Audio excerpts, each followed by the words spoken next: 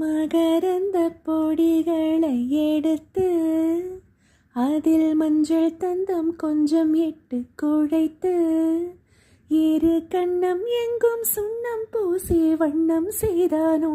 ஒரு கோடி பூக்கள் கொண்ட ஜோடி பூக்கள் செய்தானோ.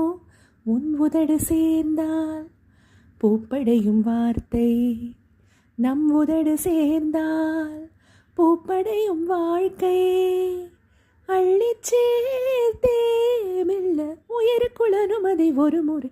ஐயங்காரு வீட்டு அழகே, ஐயங்காரு வீட்டு அழகே,